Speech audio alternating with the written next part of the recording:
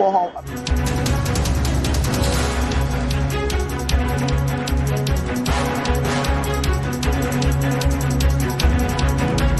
அண்மை செய்தியை பார்த்து வருகிறோம்.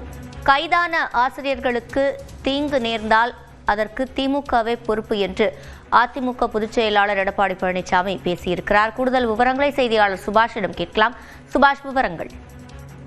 திமுக அளித்த தேர்தல் வாக்குறுதி 311 சம வேலைக்கு சம ஊதியம் என நிறைவேற்ற கோரி தொடர்ந்து 17வது நாளாக இடைநிலை ஆசிரியர்கள் போராடி வரும் நிலையில் இடைநிலை ஆசிரியர் சங்கத்தின் மாநில நிர்வாகிகளான ராபர்ட், ரெக்ஸ், ஆனந்தகுமார், கண்ணன் உள்ளிட்ட 8 பேரை நேற்று காலை 8 மணியிலிருந்து ஹவுஸ் அரெஸ்ட் செய்துள்ள ஸ்டாலின் அரசு வீட்டு சிறையில் வைத்துள்ளது. அவர்கள் செல்போனை கூட பறித்துக் கொண்டு சுவிட்ச் ஆஃப் செய்து தற்போது வரை அவர்கள் விடுவிக்கவில்லை என செய்திகள் வருகின்றன. சுமூகமான முறையில் போராட்டத்தை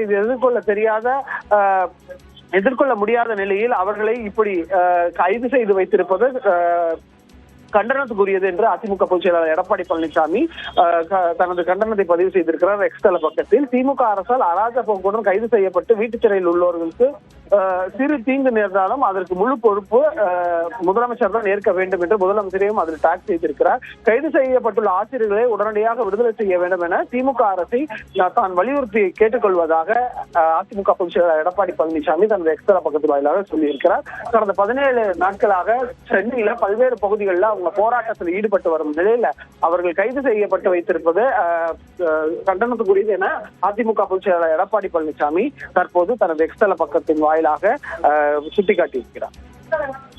விவரங்களை வழங்கியமைக்கு நன்றி சுபாஷ்.